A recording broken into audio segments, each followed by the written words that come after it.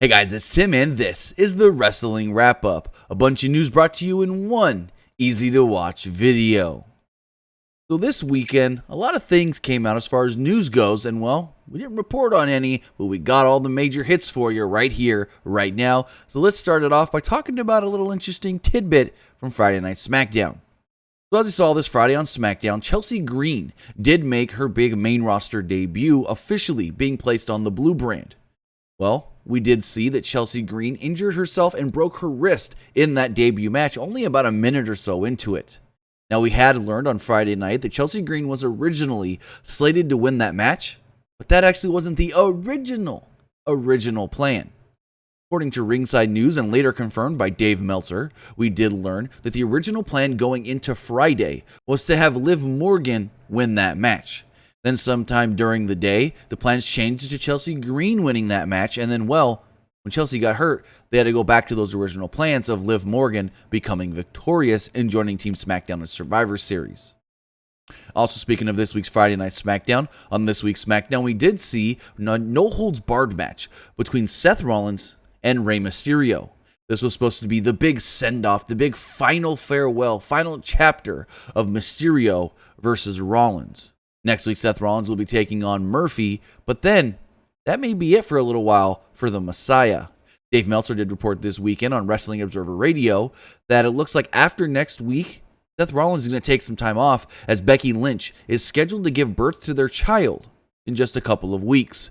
Meltzer stated that the plans right now are for Seth Rollins to be gone till about the beginning of next year, so the first of 2021, and then come back a little bit around that time, so we could see the Messiah only gone for about a month to a month and a half. Well, actually, when we think about it, Seth's going to have to work till at least November 22nd in Survivor Series because he is on that SmackDown men's team. So with Seth Rollins now taking time off, a lot of people are asking, hey, is he going to come back as just Seth Rollins and no longer be the Messiah? He's been the Messiah, sort of. He started his transition into darkness last year in November of 2019 after losing the Universal Championship to Bray Wyatt. Now, speaking of Bray Wyatt, we have seen Bray Wyatt add a new character to his funhouse in Alexa Bliss, but it looks like he may have to add another character to the funhouse as Alexa Bliss got engaged this past weekend. As you see here, Alexa Bliss did get engaged to her boyfriend, Ryan Cabrera. The two were at Disney World over the weekend, and Cabrera surprised Bliss with the engagement. The two then partied it up in Disney World with friends, and yes, if we freeze the video right here, that is former NSYNC member Joey Fatone celebrating with the happy couple.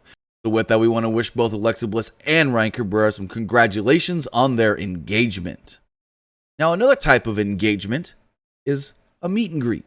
You engage with a wrestler at a meet and greet, and AEW is actually holding a meet and greet this Wednesday ahead of AEW Dynamite.